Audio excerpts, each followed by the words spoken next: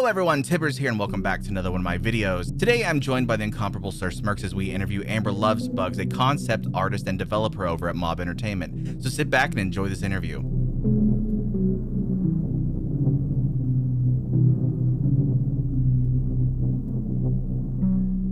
Amber, thank you so much for donating your time today to sit down and chat with Smirkz and I. We both appreciate it. Could you please just introduce yourself, let us know what you do, and also let us know your pronouns?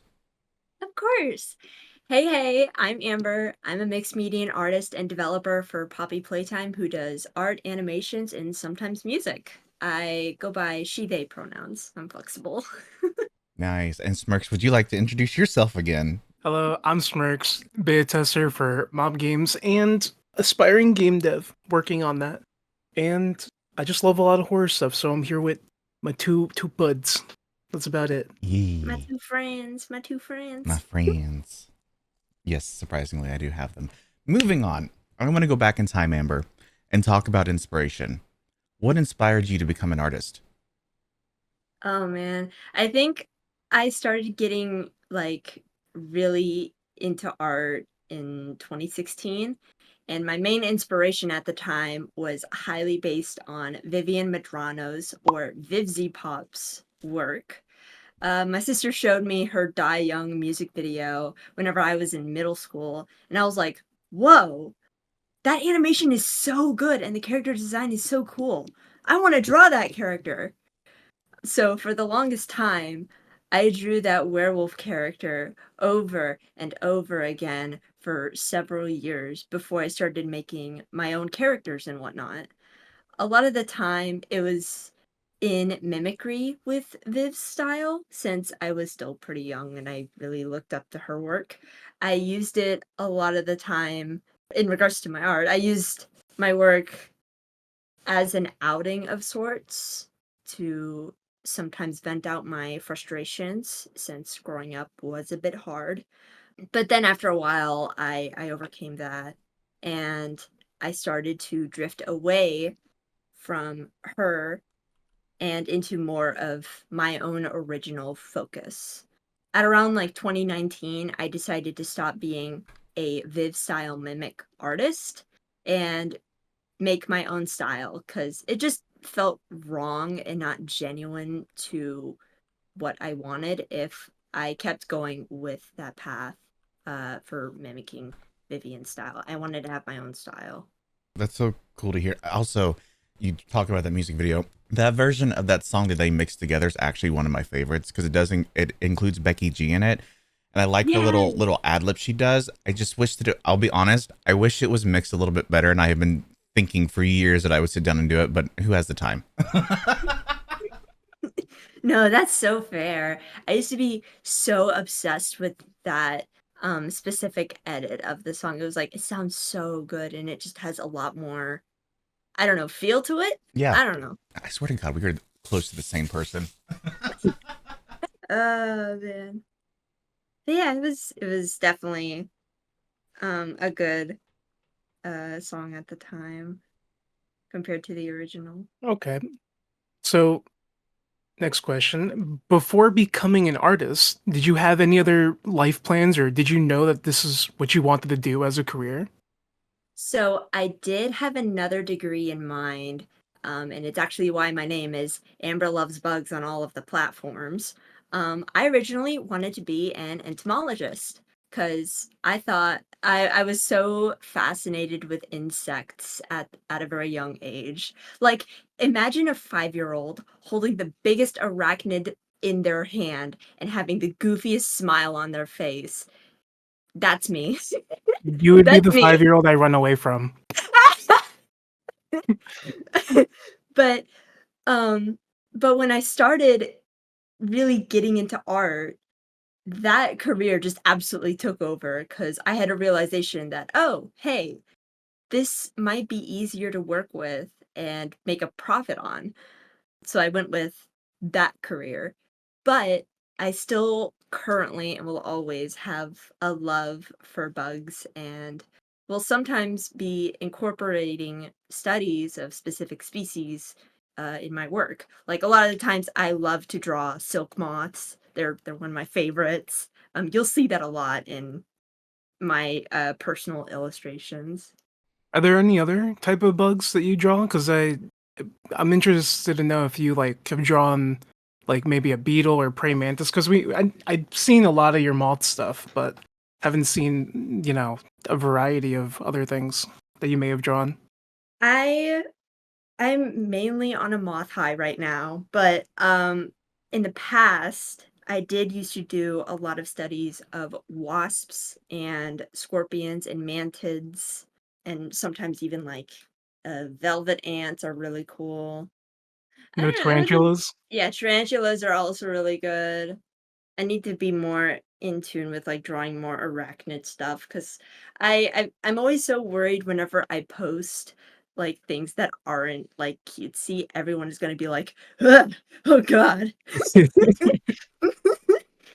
I Everyone deserves some scares once in a while. I'm sorry, Yeah. Thomas. This is true. This is true, but I also think that most people, like, I get that phobias are a thing. There are some spiders that I will stay away from, but I think like wolf spiders in general, if you just like really look at them and how big their eyes are, they're just curious. They're not going to hurt you as long as you're not trying to attack them. They're just wee little guys. Exactly. I want a pet jumping spider so bad. Oh yeah, I was just gonna Oh mention that one. man. I want one so bad. It might happen in the future. I don't know. We'll Have see. Have You're you gonna have seen to let me know on that. the little like I forgot what it was called. It was like the little animation project that was Lucas the like spider? yes, that one. I love it so much. That'll definitely cure anyone's arachnophobia. How could you not love it? I will let you know though. I am not too big on having a jumping spider as a pet. Like, granted, they are super cute. However, they are just so overused. As a pet, I want to have something that's a little bit more different. Like, whenever I was growing up in Oregon, I had a pet funnel web house spider. Okay. And she was, her name was Rosemary. She was this 2-inch big spider that was just so great to have as like my own little pet at the time. And they're so fascinating too cuz like if even if you open up their cage and they have already settled in, they won't leave it hmm cuz they have their own little hub that they make, which is why they're called like funnel web spiders. They don't really move away from that structure that they make, which I is really cool. I loved as a kid having caterpillars as pets. I would keep them, let them go through chrysalis, and then once they, came out, I would, keep them about it for a day or so and then release them. I love butterflies. I think butterflies are so beautiful. Yes. I used to raise painted lady butterflies and monarch butterflies from time to time. But nowadays I try to go for more of the silk moths because there's just something about them that I just relate and resonate with a lot of the time because it their larva stage is like probably the longest stage of their life. And whenever they're an adult, they only live for about 1 or 2 weeks, Mhm. and that's it. They're gone permanently. Hmm. Such a short lifespan. Very short lifespan, but they are so beautiful and so pretty, and just have a huge variety of colors and species that I just wow, it's so cool. I could sit and talk about bugs for a while, and maybe at one point we will. Same. But let's move on to the next question. So I'm curious to know what works of art, film, or cartoons even, as inspired you and your creativity. Oh my goodness. I I have a big love for surreal horror, sci-fi, and fantasy-related art and emotional story-driven works. Some artists and animators I really look up to are like Peter Morkbatch, James Baxter, Fernanda Diaz artwork, Ryan Woodward, and Minbit. Those are just incredible people. But even then, even with my friends, the closest friends that I have, Jacko Phantom, Bam Sara, Cloudy Void, Avalon, Denley, Naf Eclipse, and so many others are just so amazing and inspirational. they all are just so stylized with their work in telling stories and compositions. It's really incredible how they execute things in their own terms.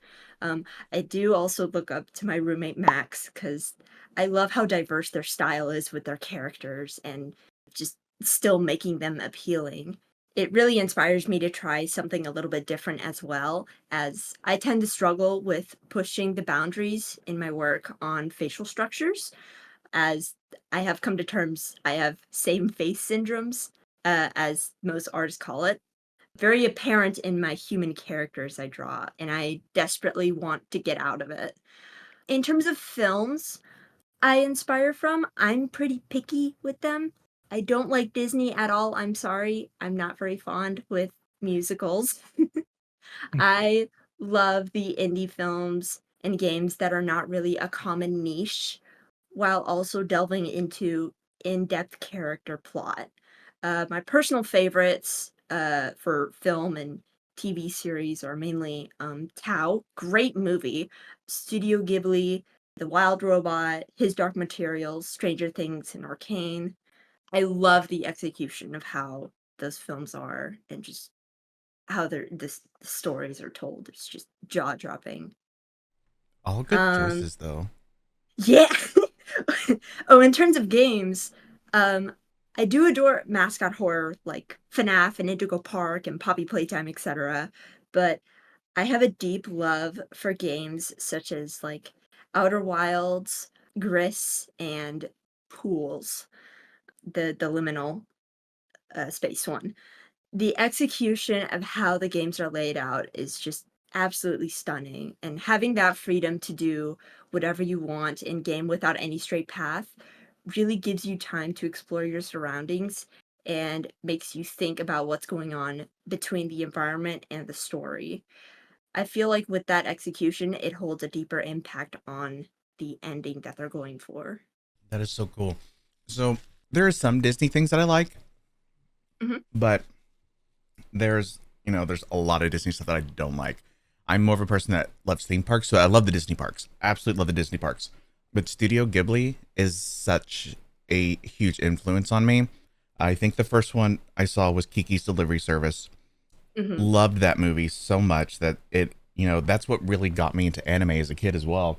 To the point that, like, I have small, like, I don't have a lot of collectibles from Studio Ghibli, but I have little small things that people don't notice. Like, if you come into my room and turn around and look at my door, there's a soot sprite that hangs off of it.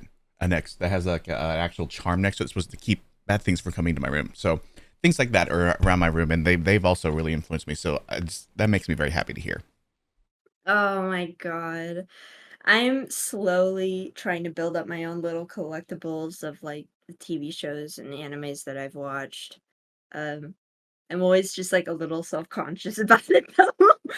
I don't want to spend too much. I don't want to spend my wallet dry. Grabs my shoulders. Don't do what I'm doing. Noted.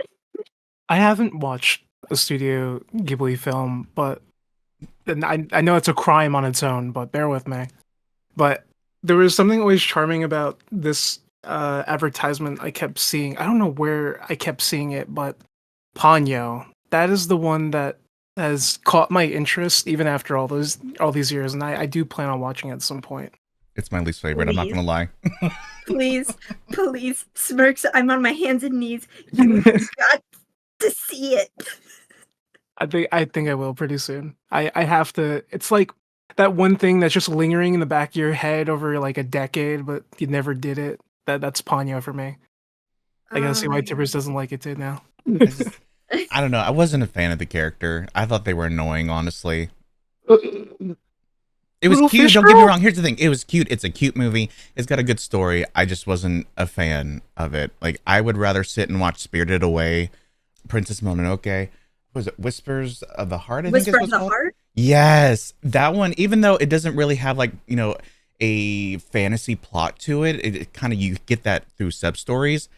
The emotional arc that the characters go through was so touching that it's one of my favorites. Like, it's in my top 3. Oh my god. Oh, that reminds me. Have you guys seen Nausicaa? I have. Okay, good. That Nausicaa? Nausicaa of the Valley of the Wind, it is like probably one of the best films that is in relation to Studio Ghibli. It was actually what started Studio Ghibli in the first place. It is so good. Oh my god. The world building, the creature designs, I could nerd out about it for days. I see a big night and I'm already intrigued. I just have to go on the Studio Ghibli marathon binge. Please, Oh, please, please. do it. The Disney dubbed version from 2005 actually has Mark Hamill in it, and that was, I think, one of the driving points for me because I'm a huge Mark Hamill fan. Hmm. Oh yeah, these creature designs are really out there. I think it's kind of impressive. I don't think I've seen anything that looks like these in modern day media I know. It's so good. already. I feel like we kind of touched upon the topic of this question, but I'll ask it again in case something new in your head pops up for an answer. Okay. But, you spoke about how Vivzi was, sort of a basis of, how you had a style in the first place, but over time, how has your art style evolved, and what things did you take inspiration from or really focus on to evolve it over time? Well, my style, I mean, it went from a very similar style to Vivian's to just absolutely branching out all over the place. I still have a more defined style of my own, but I'm always testing out so many things with my work.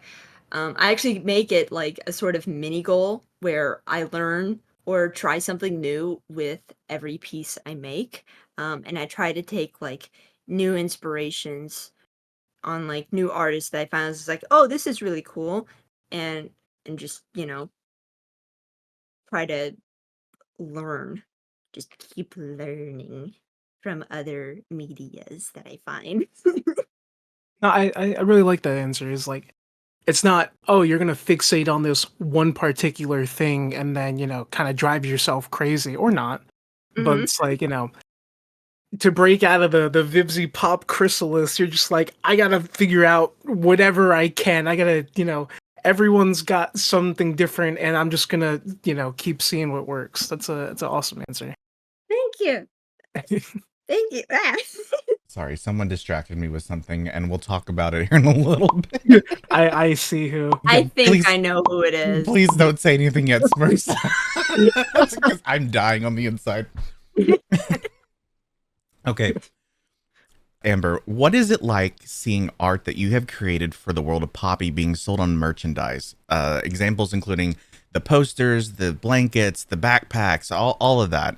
So to this day, I'm still shell shocked. It's so wild just seeing my work in public settings in relation to Poppy Playtime and say, I did that. I get so many messages from people taking pictures of their new merchandise or like spotting me in Walmart that or just like getting products that has my work on it, and it never fails to make me smile and giggle like a freaking nerd. This is not a common thing that happens for artists. So for this to happen to me, I am ever deeply humbled by that. I have a kind of similar question that's spawning off of that. Has Okay. anyone come to you and be like, "Hey, I really love this piece so much that I got it as a tattoo."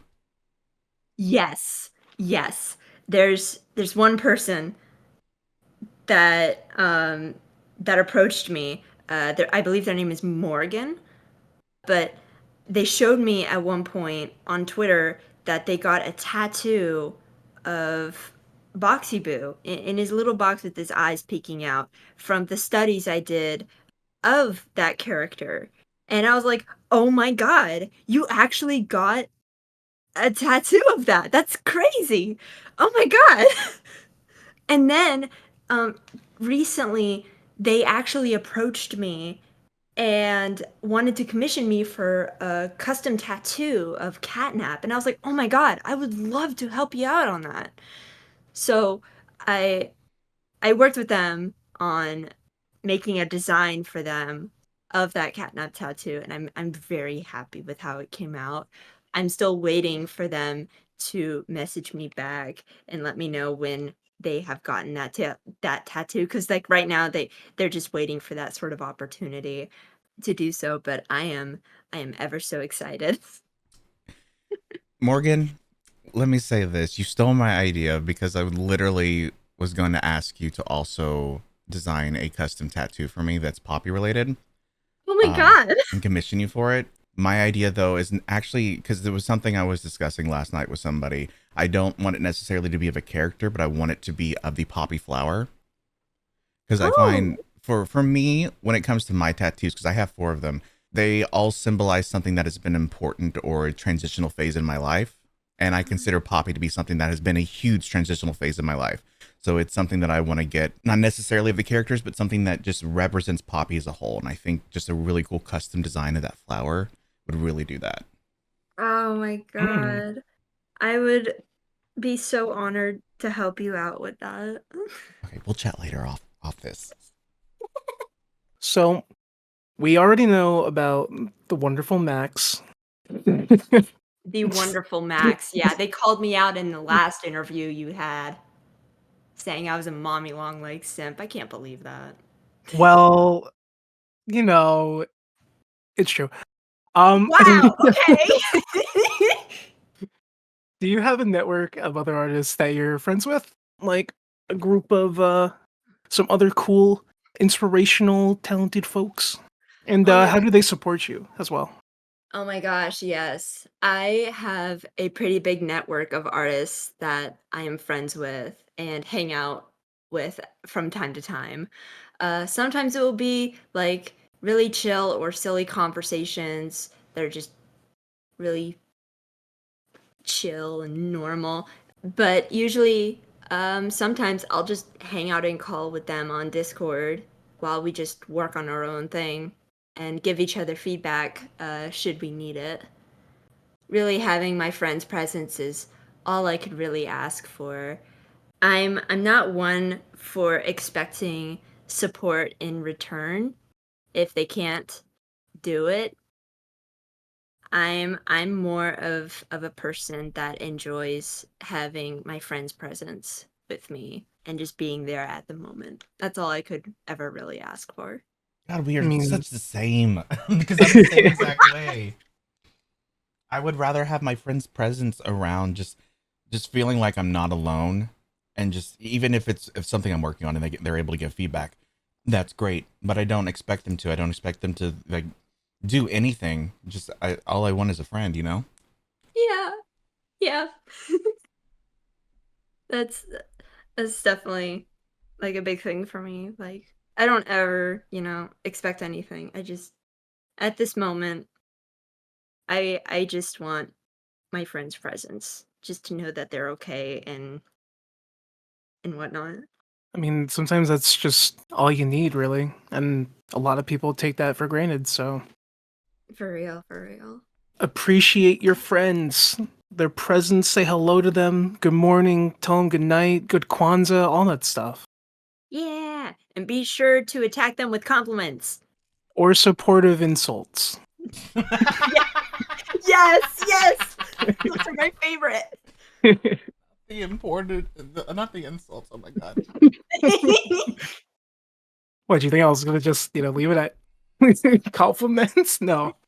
No, because I 100% agree with you, but I tried to be like, no, I'm a good noodle. I would never do that. You gotta advertise yourself as, a villain sometimes, Tibbers. I mean, I advertised myself as Muffin from Bluey. That should give you enough uh, stuff there. I always repeat watch the Muffin episodes. She's just so funny. I was literally, and I don't know how my mom did not catch on signs of my autism as a kid, but Muffin is, as a whole is how I was as a child. I literally was that kid. Oh man. Do you have a favorite piece or character that you created outside of Poppy Playtime? Outside of Poppy Playtime, I would not say a favorite piece. It's more of a favorite project more than anything. If it's the project that I'm thinking of, we have questions about that later on, so you don't have to talk about that right now if you don't want to. Okay, yeah. Well, we'll talk about it later on then. But it holds a special place in my heart that I hope to share in the coming years. Okay, so while that one's on hold, Uh-huh. what are the biggest challenges that come with being an artist for something like a video game? Oh man. I think mainly some of the main core challenges is like really executing what the other developers are wanting from you. I'm always really, really worried that the things that I bring out to my other coworkers or my leads, that it's not good enough or it's not to their liking per se. So I'm always like striving to make sure and like triple checking my work to make sure that it's to their satisfaction. Has there ever been a point where, you know, you wanted to like suggest something like that was maybe not in line of what they were looking for originally? Yes, at times, but usually I have a tendency to not communicate that as much, as I feel like with the experience that I've had with Mob, they have a pretty direct thing as to what they are looking for most of the time. So I don't usually like to provide more things that are in a possibly different direction, as I don't want it to like veer off course too much, you know? Yeah. Come on, mom. Sometimes you got to go off the rails to get the good stuff. Oh my god. all those crazy ideas are just locked away. Come on. One or two little test trials for a crazy cool idea can't hurt. Just like rattling on the bars, let me out, let me out.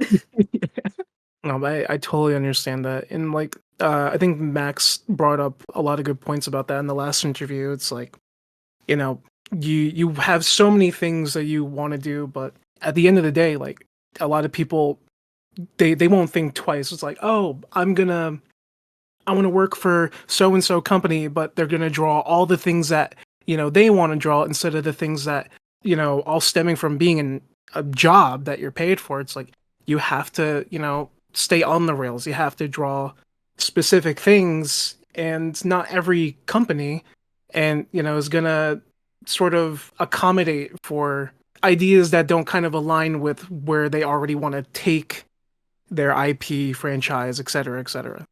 Like you have to kind of just either ground yourself in one direction, some not like permanently, but you gotta do what you gotta do. Yep, pretty much.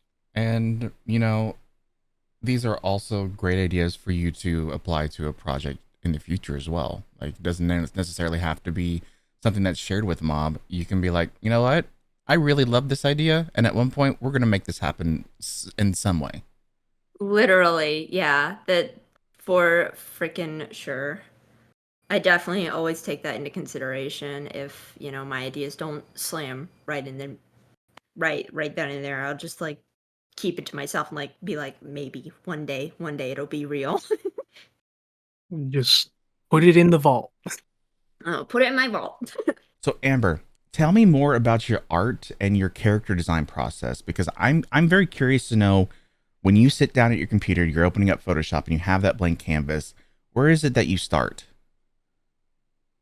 Oh man, it's a trial and error when dealing with character design and concept work process. Usually, I get it on like the first try. I have like an idea and I can execute it just fine.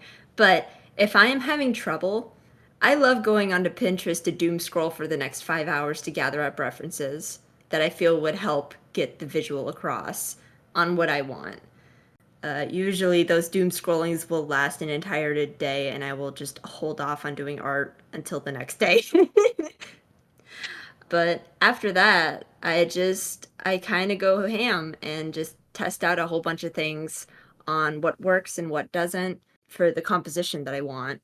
I usually start off with like grayscale renders to see if the composition is right before moving on to color and then finishing it. That's so cool. It's interesting though that you also said Pinterest because Max also said Pinterest when we interviewed them last time. So Oh my god. why Pinterest? What is it about Pinterest that you're able to find on there that actually helps? I guess because with Pinterest, you can type in any word and it can give you like very specific references that are just so good. Like, let's say you want like liminal dream core space uh core stuff, and it'll literally just give you that.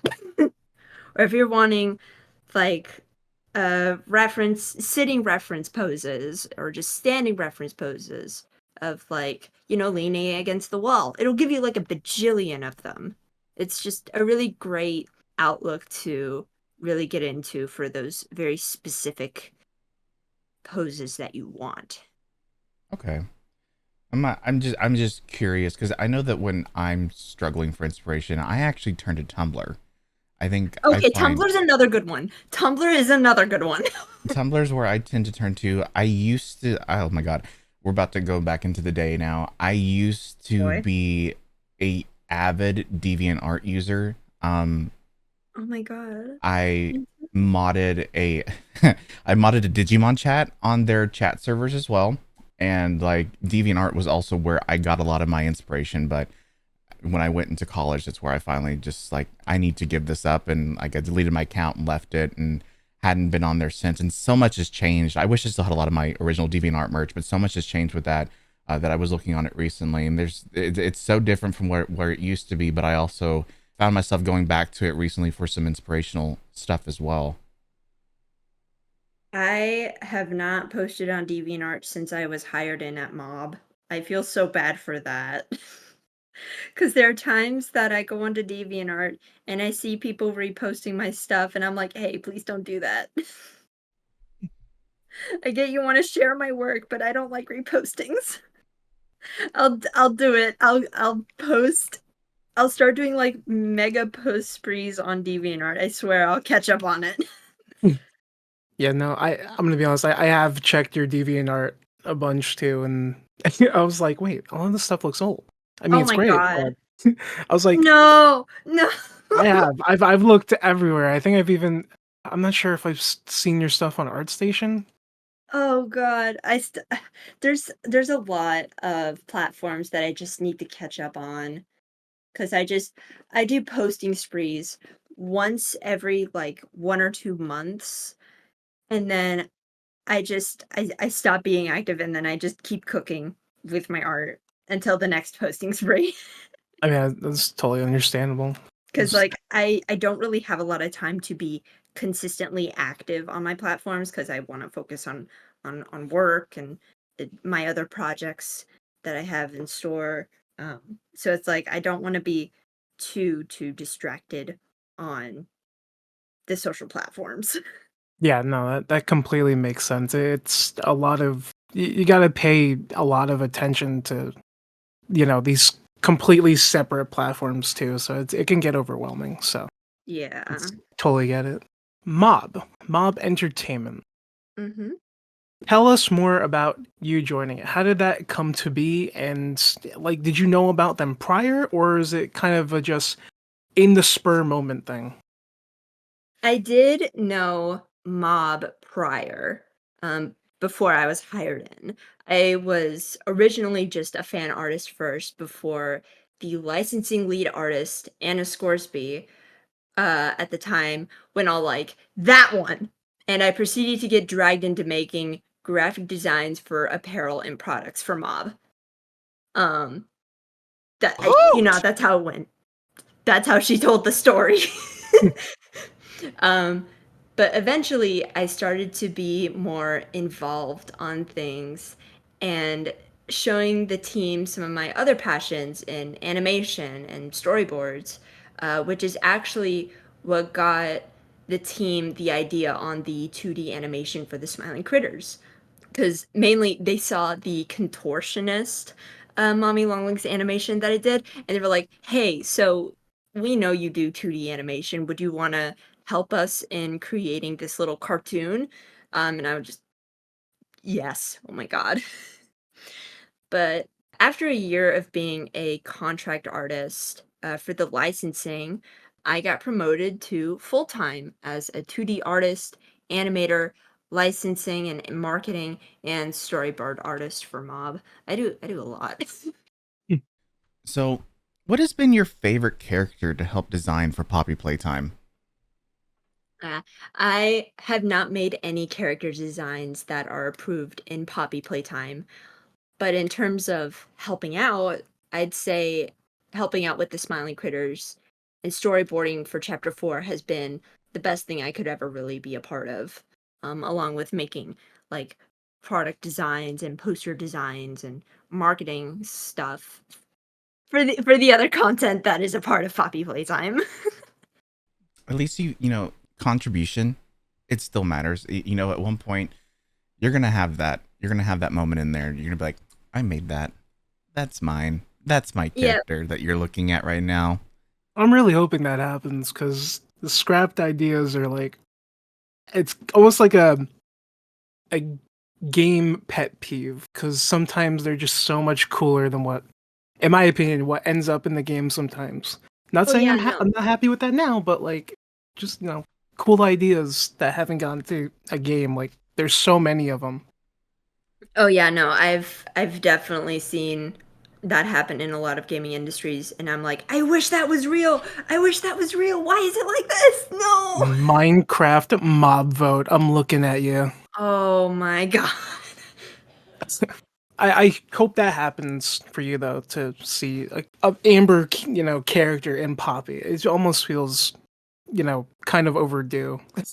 Oh man. That would be honestly really cool. So that way I can just like show off my little blurb of like, look at this little guy I did. He's in this game. Crossing fingers. Any way to make it happen. Mob, please.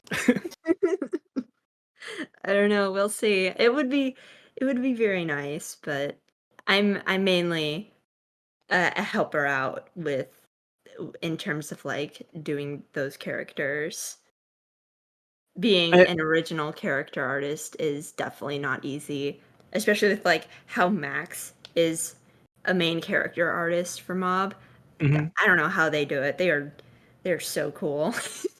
I feel like my ideas would be a little bit not relevant if I were to try and do and create a Poppy Playtime character as fast as possible, because like usually I make with my own like original characters, I take a lot of time and consideration with how it could be like how it could fit in with the story. And with Poppy Playtime, it's a little different because it's not my own original work.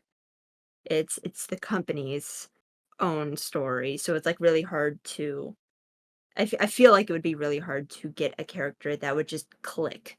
It definitely is a challenge because we could see like first glance, chapter one, Huggy Wuggy, completely innocent looking. Then he turns into a slightly more feral monster. His story's just gotten progressively darker. Things are getting more twisted. So it's like you can't just think of something on the spot because the development of the story has just made things a lot more grim, dark, gruesome. Like if you're coming up with an idea, I know what you mean because you got to really adapt it to what's happening in the moment. Yeah, and there's a lot of elements to consider as well to ensure that it's in the proper placement for the lore of Poppy Playtime and the story.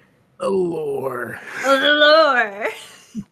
So we just touched up on the whole character design bit, but you worked on the Smiling Critters cartoon. So as an artist, how does it feel to see your creations come to life in Poppy Playtime itself? No amount of words could really describe how ecstatic I was and how much fun it was to help out on the cartoon. It was the first ever big animation project that I would be a lead animator and artist on for, so I was a bit intimidated but working with the team for the Smiling Critters was so much fun and such a wonderful experience to be a part of. If I could do it again, I would 100 times over. We're gonna we're gonna mention a a very infamous game at this point, I would say. Okay. But you also did the art for the Huggy Wuggy and Kissy Missy loading screen and project with the Yes. flowers. Yes, the Project Playtime illustration. I think when people first saw that in game, don't think I've heard everyone loved it, and I could have sworn my entire friend group was using that one at one point. Oh my god. It was just the most.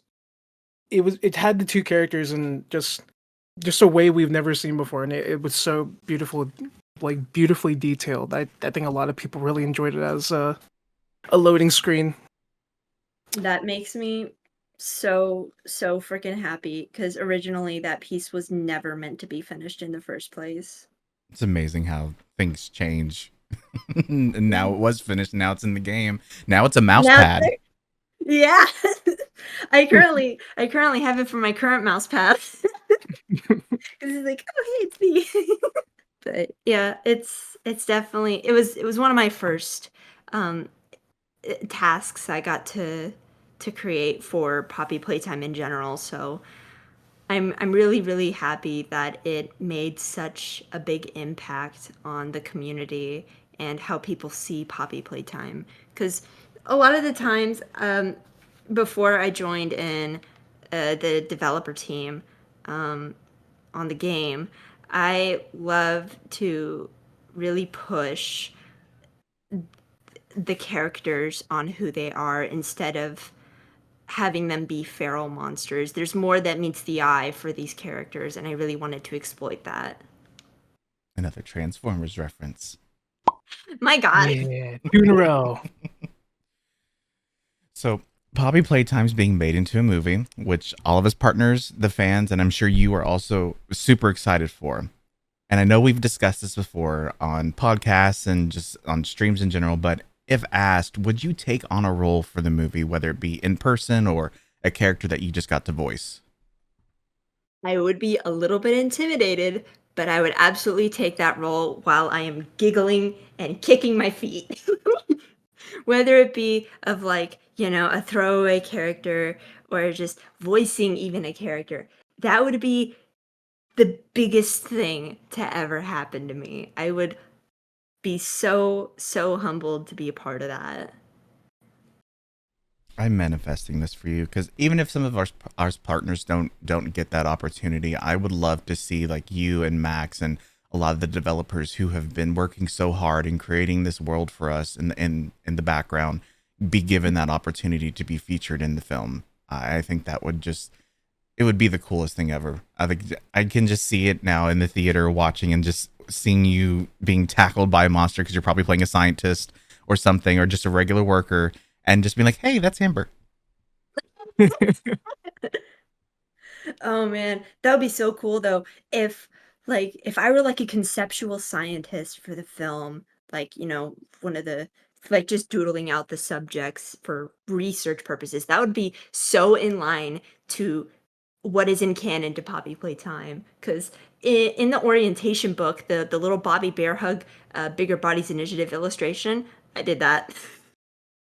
You could literally be one of the designers for the Bigger Bodies Initiative reporting to Harley Sawyer. That would be so cool. Oh my god. Legendary and Mob, if you were listening, make this happen. Seriously, come on. Please. I'm sorry, I'm just envisioning it in my head and be like, hi, Amber. Gets huggy tackled. Bye, Amber. We obviously know what your favorite character from Poppy Playtime is, especially thanks to Max. Oh my god. aka Mommy Longlegs. And recently you had an awesome opportunity to meet Elsie Lovelock on call. Tell us about that experience, and do you have a second favorite character from Poppy? My goodness. How could I ever frickin' forget that call? Hi, Amber. Hello? Hi, Amber. Oh my goodness. How are you? Surprise. Surprise! Oh my goodness. Hi. Hi, how are you doing? It's so nice to meet you. Oh, it's so nice to meet you too. I'm doing so well. I'm just Oh, vibing. yeah. No, me too. It's all good. We're just vibing, and yeah, Tibbers said that you like mummy long legs and everything. So yeah, it's just really nice to meet you and get to have this moment with you. Oh my gosh. Timbers, what did you tell her? Nothing bad, I promise. Jesus Christ. That whole experience has left me speechless even to this day. Every once in a while, I'll just go back to that interview and rewatch that segment. I I can't believe you managed to squeeze in some time for me, Tibbers, to briefly talk with her at the end of the interview. The fact that you thought of me makes me so grateful. I can't explain to you how much that means to me. So I seriously want to thank you and Elsie for giving me that opportunity. But in terms of like my second favorite character for Poppy Playtime, it would have to be Catnap. He does hold a special place in my heart for not only being in relation to the cartoon that I made, but also because I can sympathize with his character. He had such a traumatic experience growing up to the point of where we actively see him in game. It's just so raw. It's so jaw dropping and just how messed up the company can truly be for Playtime Co. and how far they're willing to push. It just, God, I love that. Yeah, I feel you on that. I really, really resonated with Catnap as well. And just hearing or reading, technically reading Theo's story through the ARG that they did for chapter 3, I was just, my jaw hit the floor because I'm like, I mean, of course, we still don't know a lot of the lore that's going into this and what the true motivations are for some of the characters. But you know, you can interpret them the way that you want. And I just feel that overall, poor Theo was someone that I related to with not having very many friends as a kid, kind of being alone and isolated a lot, and just finally making a friend and having that opportunity to potentially escape and that being ripped away from your hands and then being turned like into Catnap from being a little boy to all of a sudden just having all your organs and bones and nervous system being ripped out of you and put into this giant massive creature. I can't even imagine the pure trauma and terror that they went through. And it if people really want to know why I cried so much during that freaking music video of Sleep Well, seeing him on the floor scratching that little illustration that was done for the ARG of him sitting on the bed with the prototype's arm coming out from underneath it, it broke my heart. Yep. I was the same way. I was like, oh no. I had no idea about this, by the way. I had no insight as to what the music video looked like until it was actively released. So whenever I saw that scene, I was like, oh my god, they did not have to do that. Oh no. They did it because us weaklings would cry. That's exactly it. Yeah, yeah. But no, to touch on the Elsie bit, I'm the type of person where if I have the opportunity to bring a smile to someone's face, I'm going to do it. I know that you are a huge fan of Mommy, and I know that you also are just in general a huge fan of Elsie, and I was given an opportunity that I just could not think of you in that moment. So as a friend, I wanted to make sure that you had that opportunity to meet Elsie and just have those conversations, being as short as it was, just having that moment to know that I have met this person even virtually, and got to talk to them and just, you know, thank them for bringing this character that I love so much to life. There's no way I could not have, you know, brought you into that. Oh my god. You're gonna make me cry again. Smiles evilly. Yeah, smiles evilly. Yeah, sure. Go ahead and do that whenever I get you. When I get you, it's so over for you. Damn. I have something planned. Oh no. I have something planned. I'm not telling you what. Because you didn't tell me. I mean, I technically kind of gave you a hint. A hint, yeah, a little itty bitty hint, and that was it. I still, still did not. It was funny to me at least. Yeah, I'm sure. I'm sure it was you giggling while you're not telling me what's going. I think you've probably seen me post it a million times, but if you've seen that picture of Hootie's smug looking face, that was me when I messaged you and was like, "Have you ever met Elsie before?" Yeah, yeah, I see that. I see that. So moving on, as a fellow musician and singer, I know that you also have a background in music as well. Tell me about your music background, such as singing, what instruments you play, and if there's been anything that you've composed. So, I have not published a whole lot of music as my main focuses are my art and animations. Um, but I used to be pretty big on piano and briefly violin growing up. And even to this day, I sometimes play my piano here and there. But work focus has me a little out of practice because my main focus is art and animation. But I do want to get back into it and learn to play the classics like Moonlight Sonata Movement 3 and Chopin. But around 3 to 4 years ago, I had released a few pretty big song projects while I was still kind of getting into that musician realm. At the time, I used a little online program called Soundtrap. It was basically a free version of FL Studio that you could like literally mess around on Google, um, and has a wide range of instruments and effects that were pretty easy to understand.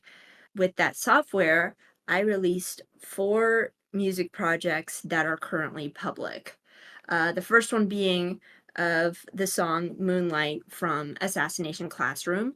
It is very old, and it was basically the first time of me learning and making notes from scratch. So the composition was pretty messy. I want to at some point revisit it and try it again in FL Studio since I now have it. My other song project was an iteration of a lo-fi remix for a song called Lit from the film A Silent Voice. I adore the OST in the film, so I really challenged myself to actually record myself playing the piano and then editing it in Soundtrap to make it sound more authentic. It was definitely a step up from the intense remix from Moonlight, and I learned a lot that while making this lo-fi remix, that songs don't need to have a million instruments to sound good. Sometimes simple is the best execution. The third one was like probably one of my favorites. It was an original soundtrack concept for one of my original characters, Anastasia. I took a lot of inspiration from Thomas Bergenson, Kevin Penkin, and Ivan Torrent, all very incredible composers with creating original instrumental and powerful songs. I loved how impactful their music was. Sadly, though, with creating this original piece, Soundtrap does have its limits on instruments, and most of which did not have the right authentic sounds that I wanted. I had to improvise a lot of the times, and it was trial and error. Um, but overall, though, I'm still very pleased with the outcome. And now that I have FL Studio, I wish to go back on this project and make it better. My final song that was published the most recently was a remix of Vitality from the game Helltaker. It was by far the fastest but biggest projects I had done. Doing the remix took about 2 to 3 weeks, while the animation took about another week for that music video. It was definitely one of the best song projects and where I finally peaked. But sadly, I didn't do any more after that. However, there were 2 to 3 other songs that I did in between those projects that were never released. one being a little short instrumental layering practice piece. It's a very touching little thing. I took a lot of inspiration from Studio Ghibli soundtracks, and another being a mashup, and one more for being a full original cover for MXM Tunes song Prom Dress. I had created it because I was at a very low time and where I was having a little bit of an identity crisis with myself on, like, since I'm I'm born as a female, should I, be wearing dresses consistently, or should I just go my own route of things? Because, like, prom dress is in relation to that. But these songs were never really released because they were relatively short, and I'm pretty self-conscious of how I sing in the cover project, but at some point soon, though, I have showed it to a few of my close friends of the cover, and they just like, please, you gotta post this. This is so good. And I'm like, okay, okay. So at some point, I do hope to release them publicly as probably a little unreleased bundle.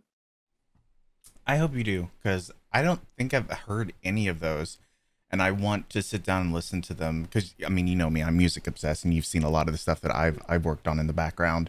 Mm-hmm. Um, They're so good. They're so good. thank They're you. so good.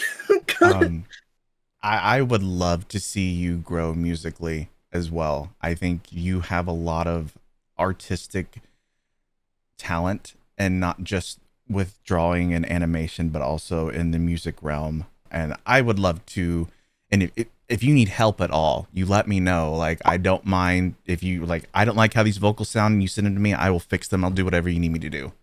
Oh my gosh. I will definitely take that into consideration because I really do want to get back into music media. It's so fun. It's so different, and I have so many ideas that I wish to just put out on FL Studio and then release it because it would just be so cool.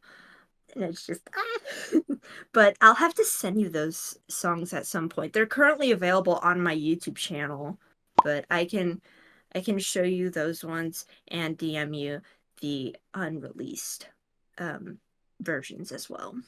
Yeah, send them to me. I want to listen. Oh golly. Gib, I need. But no, I'm happy to hear that you want to get back into doing some music stuff. Like, I wish I had more time. If I didn't have to work full time, I would be spending that time making music or making more videos for YouTube. But just content creation and also working full time, it just saps a lot of my energy, saps a lot of my brain power. And by the time I'm done at the end of the day, I'm just, bleh, I'm a zombie. So any time that I get to work on music, it's the weekends. That's when Yeah, I have the most free time to do it. that's the same way with me. If I wasn't so preoccupied with doing full-time work, I would just sit down and make so many different songs. Alrighty. So you talked a little bit about how you have a connection with Catnap relating back to his origins, how he came to be from kid to toy monster, mommy longlegs being a caretaker to a complete psycho in chapter 2. But are you happy with this direction the story's taken so far? And is there anything more that you'd love to see come out of it? I I'm pretty open with how the story is gonna go, but so far I do like how the story is going to be, or what is in the production sort of thing for it. I try to actually distance myself with seeing the script because I feel like having that surprise and going in blind is the best way to really get a feel on the story and what is going to be happening. Looking at the script kind of doles out on expecting things when playing the game. So I usually try to be very open with expect the unexpected. Now, I completely agree there. Blind playthroughs, there is nothing like a blind playthrough.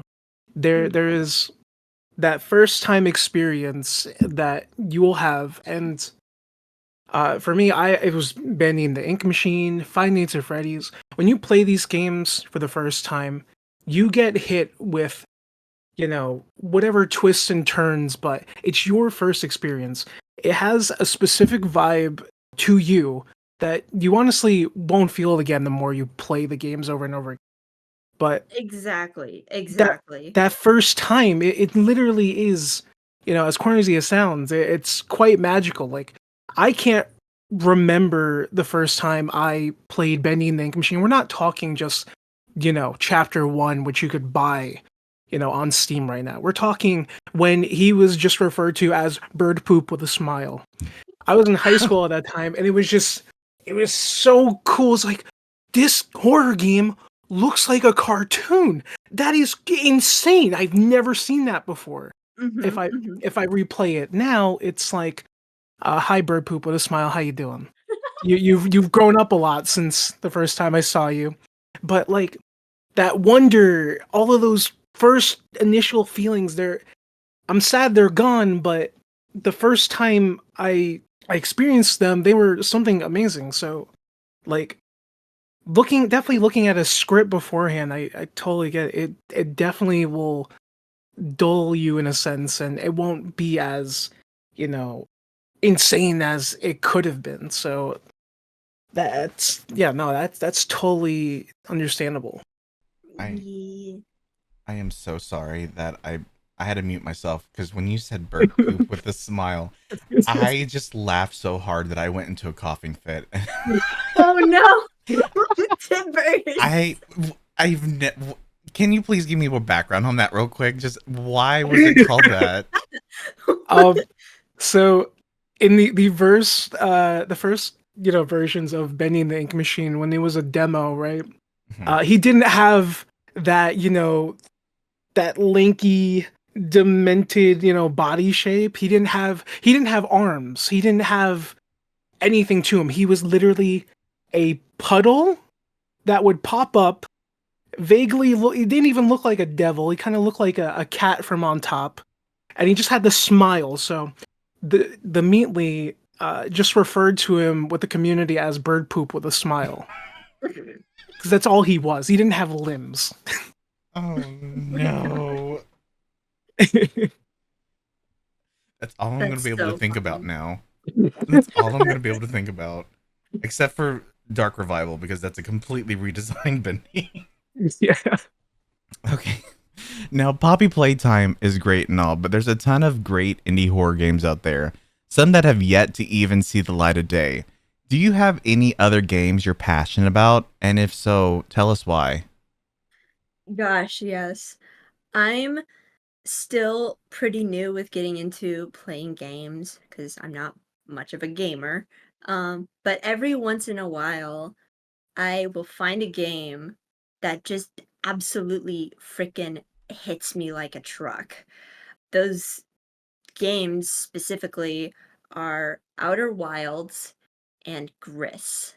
I love those games so much, and I revisit them every chance that I get every once in a while because the details implemented in the games are insane. And every time that I replay them, I keep spotting and learning something new that just connects with the story of the games so much more. It's just incredible. I highly implore you to just please play those games. They broke me. They broke me down.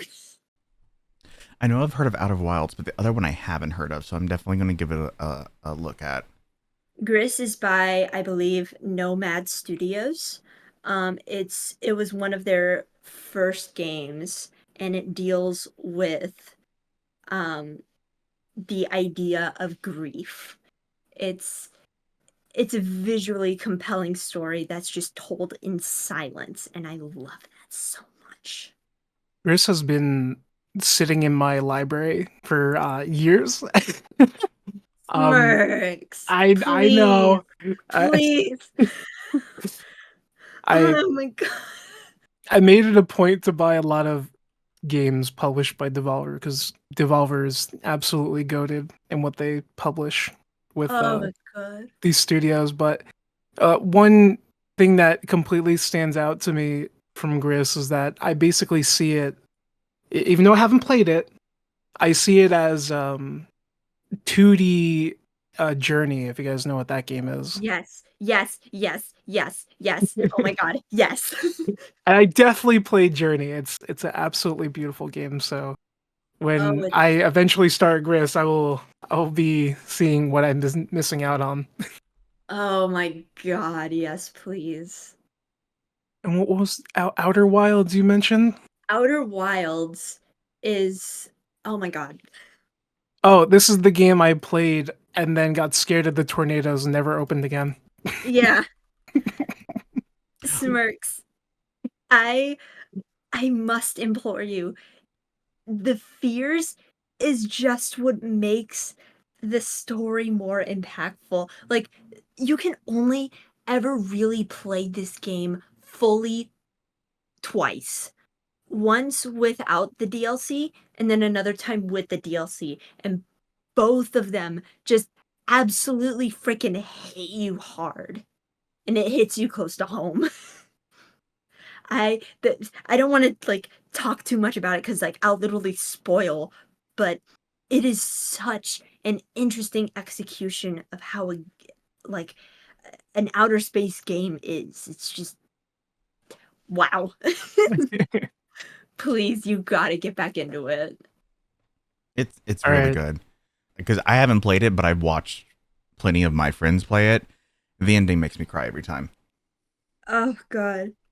I played it blind with my friend Cloudy. They were like, "Hey, Amber, do you wanna play a silly game?" And I'm like, "Oh yeah, sure. What is it?" So it's a funny, silly game called Outer Wild. I want you to play it blind. It's like, okay, what's it about? And they're like, I can't tell you. And I'm like, oh, okay. So every chance that we would get, um, I would be in a private voice call with them while I would just be moving around in my little shuttle and playing Outer Wilds, just like never expecting anything and just being like, Cloudy, what do I do? What do I do? It's a wonderful free roam space game that I feel everyone needs to at least experience once. Well, that's a roundabout way of encouraging me to jump back into a tornado. I mean, it doesn't have to be in the Giant's Deep area. That's one of the planets. You can go to Dark Bramble. You can go to uh, the Ember Twins. You can go on even your Timber Hearth. You can go to any other planet that you want. My personal favorite is oh, what is it called? It, it starts with a B. Not Dark Bramble, but Brittle Hollow. Brittle Hollow. That one is my favorite. I'll definitely be looking out for it. Uh, One thing for certain though is I'm probably gonna end up jumping back into the tornado willingly though. I like playing with fire. In this No, case, that's when so fair. That's so fair. Definitely, definitely do that because there's so much more that meets the eye for each of the planets that you go to. well, we have no idea when things are going to come to an end, but once Poppy Playtime, eventually the chapter closes on that, do you see yourself working on any other games, indie games in the future, or do you want to apply your artistic talents to a different type of media? I do wish to help out with other developers on their own games or animation projects if possible, but I would absolutely love to start my own animation studio and start releasing my own stories. I'm hoping that with the release of one of my biggest projects called Difference Inside, and with the release of the origins for Difference Inside called Fractions, it will help to build a more secure audience and build up on kickstarting my own potential studio. Having the experience of working with Mob and networking with other companies and friends, I feel like, definitely opened up my eyes to better look at how companies are utilized and what I need to do to really move forward on this animation studio path. That'll definitely be an amazing feat for you if you can bring that animation project to life. Especially, if you're looking for community backing and a lot of, people can see the really cool thing you're working on. And we're nearing that question about, difference inside. So don't worry. I feel like you're gonna explode at some point. But Yeah, I'm we're literally just like a bottle ready to explode. I'm vibrating in my seat. we're close. So let me do you a favor, just giving you this follow-up question real quick. FNAF and Poppy Playtime have some pretty dark themes and storytelling within their worlds. What other horror-related media do you enjoy? So, some of the other horror-related media that I enjoy would definitely have to be in like surreal horror, psychological horror, supernatural horror, and analog horror. Those are like my all-time favorites. I love a horror story that has an unknown antagonist or concept with a huge detailed backstory that isn't spelled out right then and there, haunting characters in the most raw and gruesome way. Like, some film examples of this are Hereditary, Stranger Things at Times, The Ring, Skinamarink, Annihilation, Smile, and the whole Conjuring series are all my favorites. Let me ask you this. Have you seen The Haunting of Hill House? I have not. What? I don't think I have. Okay, so you're talking about, not being given the answers all the way up front. You need to sit down and watch on Netflix The Haunting of Hill House. It's by Mike Flanagan. Phenomenal. I can't wait to see what else he makes, because anything that he touched horror related has been phenomenal. He actually did the sequel to The Shining, Doctor Sleep, which ended up, changing Stephen King's opinion about The Shining, because he hated how that movie turned out and what they changed with it. But Mike Flanagan went back and fixed the things with the sequel, and his take on The Haunting of Hill House is so good, and it's such a good psychological horror as well, and very supernatural. It has all those mixes of things that you just mentioned that you enjoy. Ooh, It, I'll it, definitely have to consider this then. it made me cry at the very end. It really did. Ooh, It's so good. I love me a good angst story.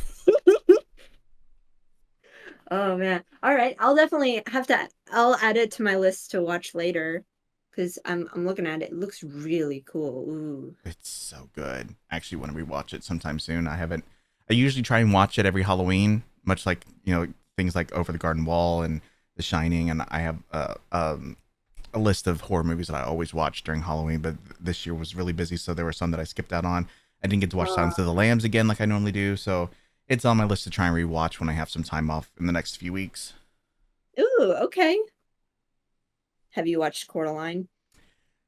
You kidding me? So let me tell you about my experience with Coraline. First, I read the book because I knew there was the movie coming out, and Mhm. I was every time there's a movie that comes out or a TV show that's based off of a book, I always read the book first so I can know what I'm going into before I watch it.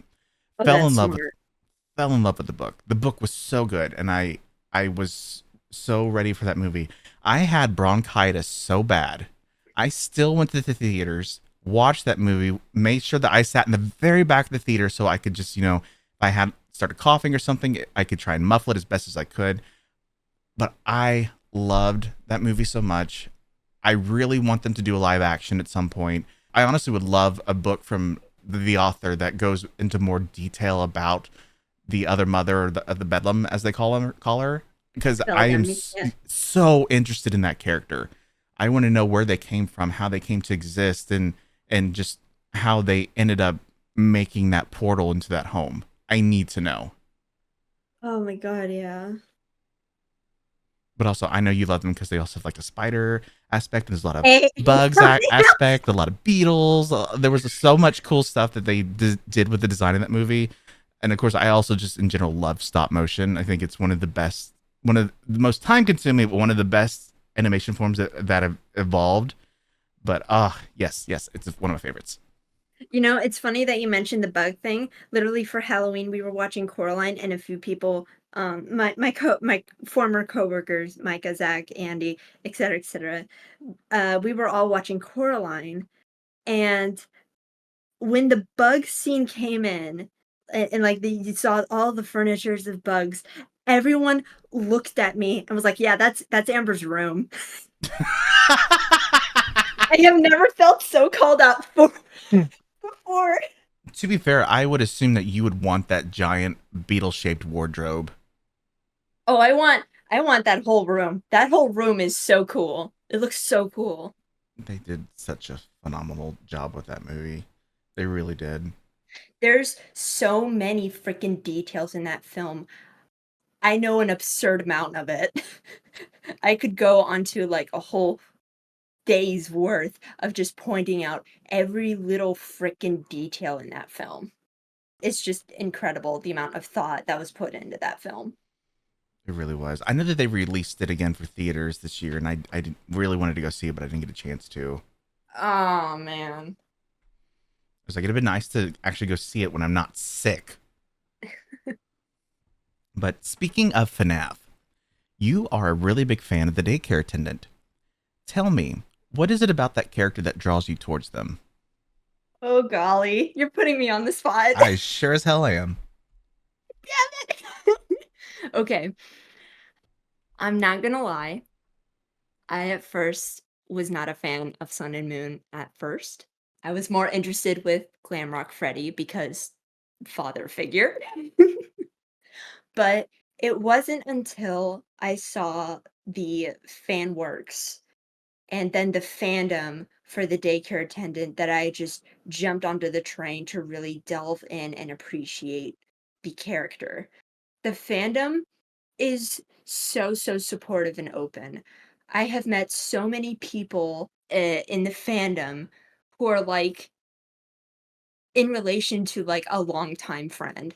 I have never felt more accepting as like an autistic person myself and just not afraid to really open up and be myself with other people while we all go crazy and love the daycare attendant. Sun and Moon are such a unique concept in design, and despite how little time they have in game, has a lot more that meets the eye. Kellen Goff actually confirmed this in a little interview that he had, but before I was under the impression of Sun having the more hyper autistic traits, while Moon has the more mellow tone of those traits. Definitely has the relatability for me and so many others with that fact. And the fan stories and interpretations I've read with the daycare attendant are just so incredible. Um, it just really helped for me to be a big fan of them. I feel that because I'm kind of the same way about Glamrock Bonnie, even though they're not really in the game, but you kind of get the story and just how they were best friends with Freddy, and there's kind of gone. I Mhm. loved them as a character more because you don't know a lot about them canonically.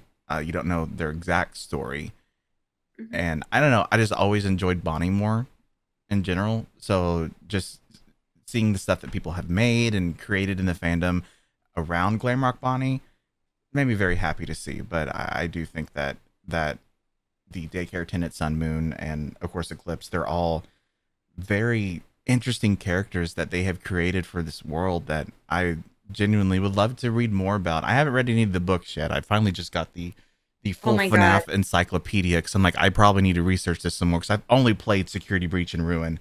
But yeah, no, I get it. Oh my god. Tibbers, I need to send you over some of the stories that I have read in regards to it. There are some incredible daycare attendant alternate universes even, or just what if scenarios of them that are just absolutely jaw-dropping. It's incredible. I gotta send that to you at some point. Yeah, send them to me because I know that we've talked and I absolutely love fan fiction. A lot of people are like, oh, fan fiction, but I have actually found some amazing writers through fan fiction and some stories that I'm just like, I would love for this to actually be canon because this is so well done. Right? Yeah, I'm the same way. I'm literally the same way. And people are like, well, what are you reading? What books are you reading right now? I'm like, fan fiction. Fan fiction. That's the truth, though. That's the main reason why I went and got an iPad. That was literally the reason why I got myself a Kindle, because I went on to AO3 to like download a bunch of my personal favorite stories so that way I can just read them on the go because they're Yeah. so good. I have a folder that is full entitled Fiction here on my Chrome.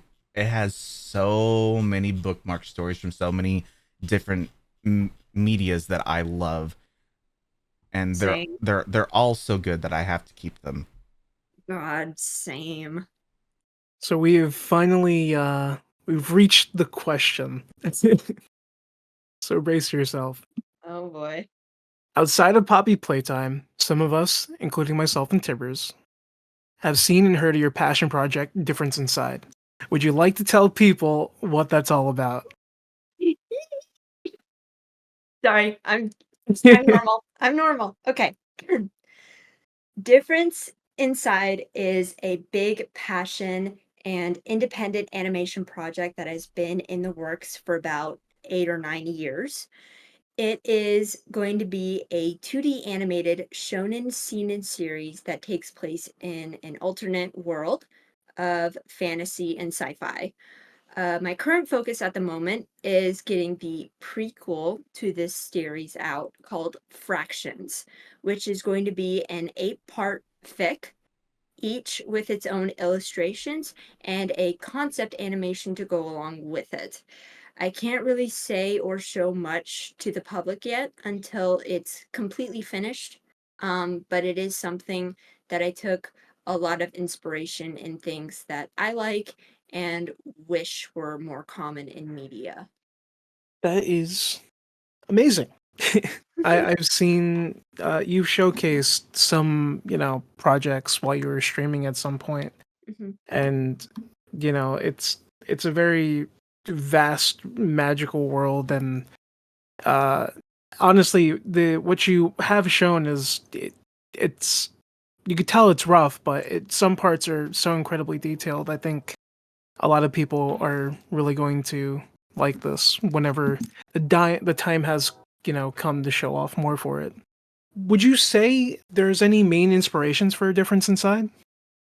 Yes, the main inspirations for this series are mainly from the series as follows. His Dark Materials, Kill a Kill, mainly the action scenes, Demon Slayer, Gris, the game, Land of the Lustrous, Studio Ghibli, Main and Abyss, the world building for that series, Arcane, the LOL series, Angel Arium, A Monster Calls, Outer Wilds, The Last of Us, and Tau. Some are super underrated, so I would just highly implore you to watch and see and play these. And some of them I've already mentioned. I heard Kill a Kill. I love Kill a Kill. Okay. With how sort of fan servicey it is, I mainly watch it for like the action sequences and the overall story because it's genuinely so good. You mentioned The Last of Us. Have you seen the series yet? Yes, I love it so much. It is so good. And I'm Oh assuming my, you probably already know what my favorite episode is. I do. I do. I could watch that episode over and over and I'll cry every time. Every time. I It definitely hit me right in the feels with that one episode. Just oh my god. Oh man. I love how they executed like in each of the episodes. There's just so much care and so much detail. I want to know more about like human cordyceps because it's such an Mhm. interesting concept. And as someone who like really has a big love for parasites and parasitoid fungus in bugs in general, it's so freaking cool. It is. I love the concept. It really is. But this is one thing I love about The Last of Us, because I'm going to be honest with you all. I think zombies are so overused and so oversaturated in media today. I'm glad that The Thank Last of you. Us just made something different. Like, it was a fungus that caused this. It wasn't just, something that was man-made in a laboratory and got released on accident, blah, blah, blah. This is literally nature. Thank you so much. I'm so glad I'm not the only one who also thinks that, because like I don't like zombie movies. They're so everywhere. They are. Like, I love Resident Evil, don't get me wrong. Some people are like, oh, that's not zombie related. I'm like, there's certain aspects of it that's zombie-esque. But like this one, It just definitely is. Oh yeah. yeah, it's just The Last of Us was so refreshing to have. But I don't I gotta say though, I'm sorry. No, go ahead. Like Resident Evil definitely started off with more zombies in mind, but I think out of all the things zombie related, like you got to give Resident Evil a lot more credit because from the get go, they had zombie dogs, and then it kind of like the concept of a zombie sort of got twisted with every single like addition to the game. Like they started becoming more than just zombies, and now they're called BOWs, biological weapons and stuff, and they've just turned into complete like mountains of monstrosities that are capable of like just folding a skyscraper. Like it's not just virus, everyone is now a decaying walking corpse. Like it those are the aspects of like just keeps drawing. Like how is this virus, how does it start? It's not even just one virus now, it's like a bunch of different variations from a bunch of different companies. So like it takes that boring premise and just I think has expanded upon it so much. It's just you can't just straight face call it a basic zombie at this point, which is what I personally love about it. That's why I love the later games to Resident Evil, because it has that aspect. When I played the first one a long ass time ago, I was like, this is just another zombie game. But they compounded on top of it on each one that they created. So they've created this whole world that's not just a zombie game anymore. And I appreciate that. Yeah. I'm a big fan of Village and Resident Evil 3. Because you got Nemesis in there, and then, Lady, what's her face? I can't say her name because it's really... that's the one. Yeah, Lady Dimitrescu. And then, I'm going to go on about Village just a little bit, but like, it's actually kind of interesting because Resident Evil Village has a similar premise to Poppy Playtime in the sense. This is spoilers, by the way, so for those who haven't done themselves a favor of playing Village yet, go do that now, or forever hold your peace. But I forgot what the main antagonist's name was in that game, but she basically... Accurate Angel? Yes. I can't... Mother? Yeah, Mother Miranda, that's her name, I think. Yeah. She basically kidnaps a bunch of orphans, which she probably made into orphans. And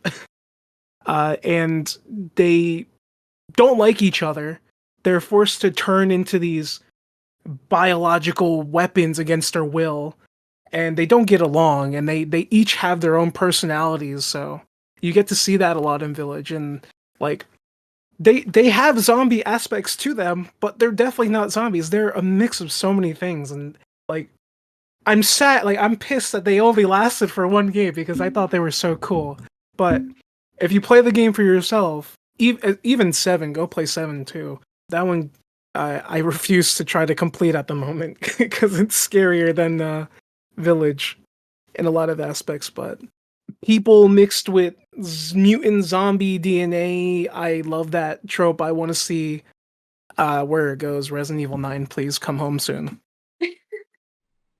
At one point, it'll happen.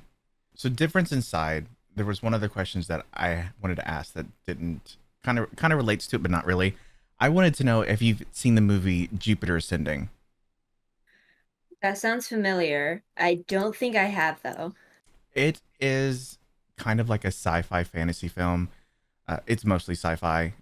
I think you would really enjoy it because there are some aspects to it that I think you would find interesting.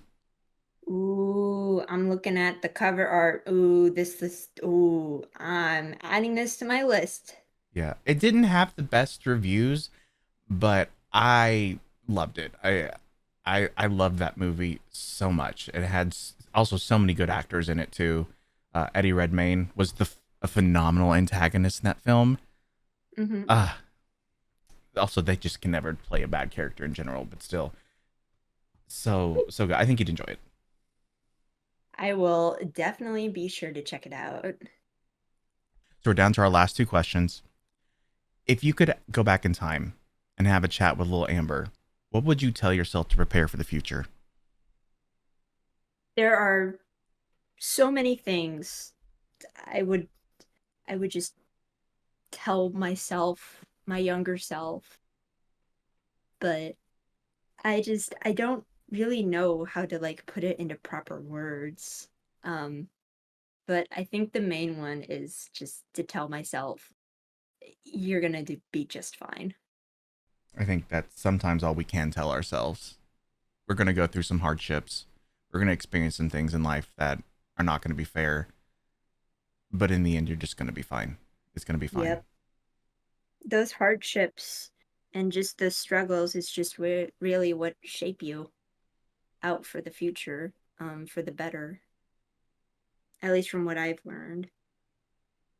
Yeah, I agree with that. I don't think I'd be half as creative as I was if I hadn't gone through some serious shit. Yeah. It builds character. It does. It just reminds me of all the stuff I went through. I'll just kicking back and watching horror movies I definitely wasn't of age to be watching. Oh my god. You find something so dark just became a comfort so early, so Literally, yeah. It that was literally how a lot of the horror media of like characters and monsters that I really relate to, I just like they're a comfort. They're a comfort character.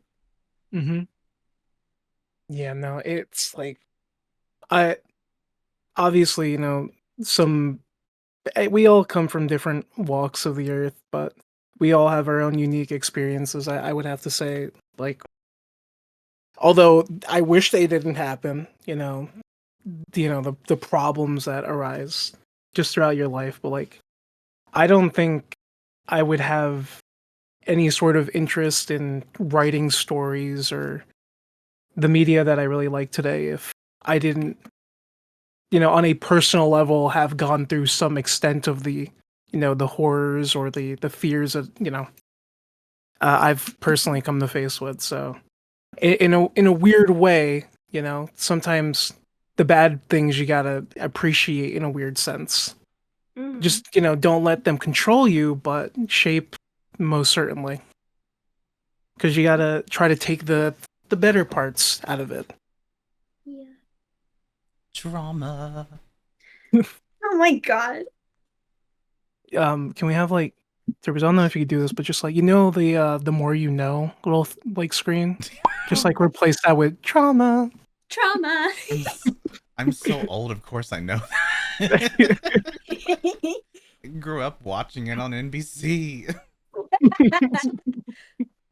I think we're finally down to the last question. So, to all the artists that are hopefully, watching this, 'cause I think the past, like the Max interview, and of course this one, um, we have two very amazing artists here that I would hope and to highly encourage artists to be listening to these because very valuable, important perspectives and advice being talked about here. But so, Amber, do you have any advice to anyone listening wanting to be an artist or already is, but maybe they're really struggling on where to go from? Yes. It may be really, really hard for you right now.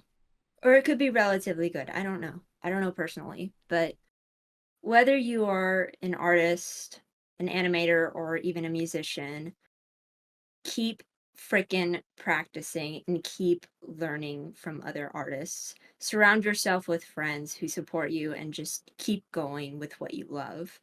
Because for every piece of project that you make and you put out, you are getting better. It might not look like it right now, and you may doubt yourself, but that is completely okay. When you look back, you're going to see it. You're going to see that change, and you're going to see that improvement. And it's only going to get uphill from there. That's some really, really good sound advice. Just Completely agree. don't stop, everybody. Listen, if you're at a point in your life and you just feel like nothing's going the way that you want it, and you feel like your work is just not where you want it to be, just keep going. Keep practicing, keep trying, because at one point you might still not think it's where it's at, but there are plenty of other people that are going to be out there and around you who just fall in love with you for what you're creating. Yep. Amber, before we go, I just wanted to thank you from the bottom of my heart for being such an amazing person in our community. The example I'm going to give here is earlier this week you were having a quiet stream within the Poppy Playtime Discord, and towards the end of it, once you finished the piece you were working on, you did come off mute and you actually were giving some really good advice and helping people who had questions about art. And there are a lot of people who don't put themselves out there or give those opportunities for people to ask questions, but you have been so inspiring to so many, including myself, that I just wanted to thank you for, one, sitting down with us and having this discussion, but also two, for just being such a positive person within the community, as being an artist, as being someone who wants to see other people grow. I am so happy that I can call you a friend. I'm so happy I get to call SirSmirkz a friend too. And I just really wanted to thank you for being part of this and being part of our lives. Sorry. That means so much to me. Trust me, I get it, because I'm also trying not to cry myself. I always want to try and be open for the community, because not a lot of developers really do that, to be on the forefront of the community. And with someone who is originally a fan artist at first, I really resonate well with the community, and I want to help them out in any way that I can. Like, no matter, like, if they have like any art tips, I want to be there to give it to them, and for them to pursue their own career, because I know that they're they're going to just shoot off, and they're going to be successful, and I want that to happen to them. I love I love this community so much, and I love having the fact that I know you, Tibbers, and SirSmirkz, and so many other people. It's just, it's so heartwarming. And to have you as a friend. I can echo the sentiment very much. I can't wait to meet you next year in person and give you the biggest hug. I wish I could give you guys the biggest hug right now. Oh my god. If I could, I would just hug the entire community of Bobby Playtime and all of my friends, and you guys and my coworkers, because it's just, I I can't even describe words of how grateful I am. Me too. So, that being said, to anyone who's listening, where can they find you and SirSmirkz as well on the internet, and where to follow you at? You can find me literally anywhere on most, if not all, platforms. I have a card that has all of my socials, all of my official socials and official links that are to it. And I go by Amber LUVS Bugs, no spaces. Just search me up on Google if you need to, but I am everywhere. SirSmirkz, where can we find you? So that way I can respectfully stalk you. I'll give a better answer this time around because Tibbers was not happy last time I said nowhere. I So, was not happy at Wow. all.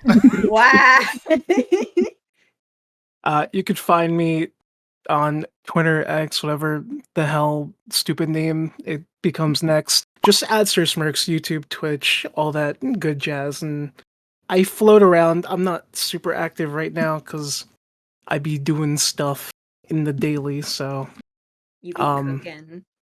I do. But as you can see, I love making time for, spending time with very cool people that I have nothing but the highest respect and admiration for. So, yeah. Oh. And don't worry, y'all. We have some very fun interviews that SirSmirkz and I have got planned coming in the future. And I do want to give props to Amber because so far they have the #1 spot of being the longest interview that we've had that I've my recorded. God. You're beating out Baldwin Williams Jr., who kept me for 1 hour and 30 minutes. Let's go. But thank you again to both of you. And we will catch you all again sometime soon. We're probably going to schedule a follow-up interview after Chapter 4 releases. Oh, I'm so excited. I'm so excited for that. It's going to be cool. Yeah, it is. Heck yeah. Bye, everyone. Goodbye. Bye. Promise I'll be back for part 3 if I don't get fired by Tibbers. Oh my God. No. Thank you so much for watching. If you enjoyed this video, please leave a like and share it with your friends. Please leave a comment below letting us know what you thought of the video and if there's anyone else that you'd like us to interview. And as always, if you enjoyed it, make sure you subscribe for more content that's coming out every week. But until next time, everybody, stay safe out there, make good choices, and I'll catch you on the next one. Bye-bye.